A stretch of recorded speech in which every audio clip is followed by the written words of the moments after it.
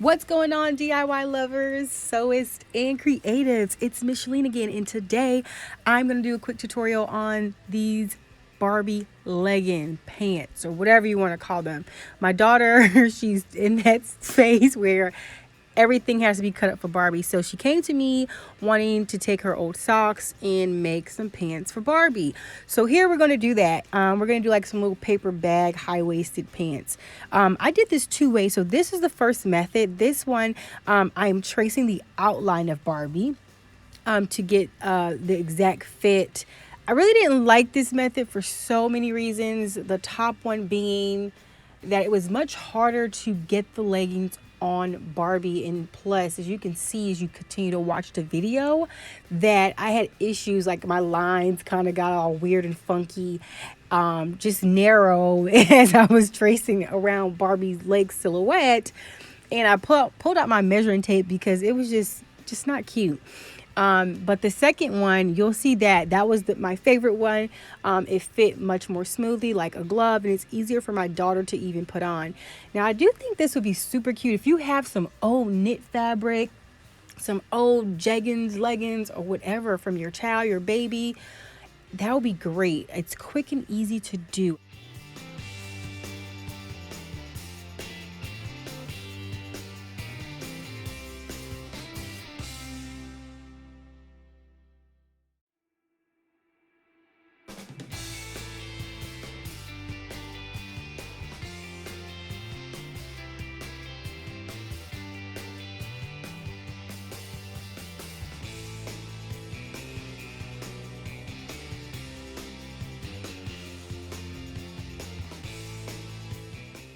Now I'm just cutting around the stitch line where I sewed the pants together. And you did see a little earlier, I was using a pin to pinpoint the depth for the crotch of the pants. So that's what that was for. But now I'm turning it inside out. And this was pretty hard. So if you have a loop turner or whatever, grab that because you will need it.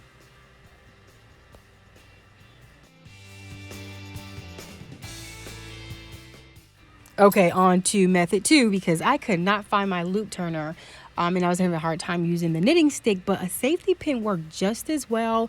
You'll just open up the safety pin and attach it to the bottom of the fabric. Now, this is a rib fabric. I would not recommend using this because it has a lot of little holes in it that are more like visible and can be punctured. So, but if you stick your safety pin through both layers of fabric and pull it through, but make sure you're pulling, you're holding the fabric as you're pulling and just not pulling the safety pin, because that will cause more holes and stretch out the fabric.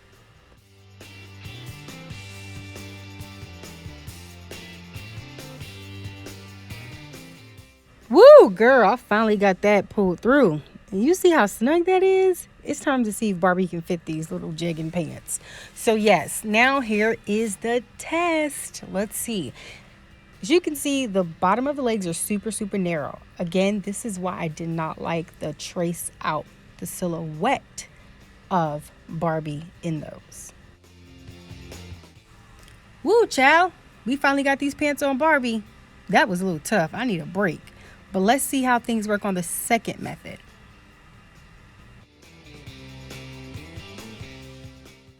All right, method two. We're going to put Barbie inside the sleeve of this sock. And we're going to just pinch in the sides at the top to get a fit for her.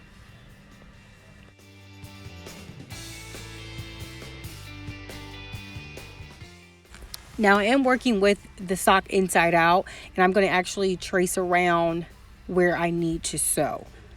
Now with this particular one, because she's in it, you actually can just taper in the side to nothing, or you can actually just draw a line all the way down the side of her leg to the bottom where you want it to end and just sew over that. That's what I did. But because you have her in the sleeve of the sock, and you don't really need a seam anyway, so you don't have to sew it all the way down, but you can just taper it take your pen and or your marker and taper the side to nothing, and just sew there. Make sure you do a back stitch when you start and a back stitch when you end.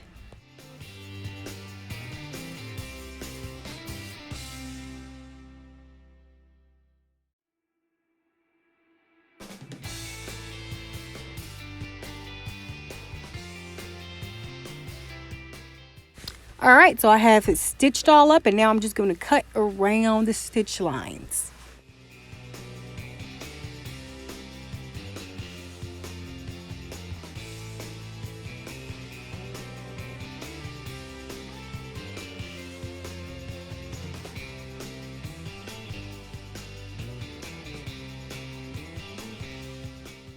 All right, so here I go using a safety pin to turn the pants inside out. Remember to safety pin it through both layers, and as you're feeding it through, be sure to hold tautly the bottom of the safety pin and the fabric at the same time and pull it through. That way you won't get any crazy holes or stretching going on. Now, like I mentioned earlier with the other pair, the burgundy pair, that this is like a rib fabric knit, so it was really difficult not to puncture a lot of holes in it or make the holes that were already there more visible. And I also kind of like the bottom. We left the bottom kind of free. I thought that was a cute little just a look to it, and I wasn't going to do anything extra for no sock Barbie pants. But hey, to each its own. Okay. So here's the test. Let's see how these slide on Barbie's legs. Now, these slid on a lot smoother than the burgundy pair. Like I said, that's why I like this method a lot better when you trace over with Barbie in the sock. It's just like that ease is already built in there versus tracing Barbie on top of the fabric in the silhouette. I mean, you just don't know what you're gonna get, and it was just too thin.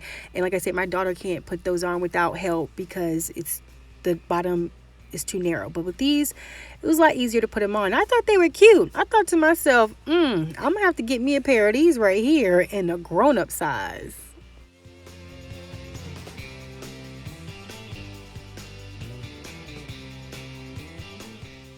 Okay, Barbie girl, work it. Yes, girl, you are styling in them white sock paper bag, high-waisted knitted pants. You go, girl.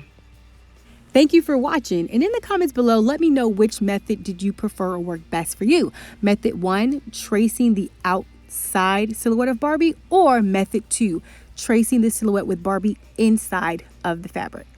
Let me know in the comments below. Until next time, later.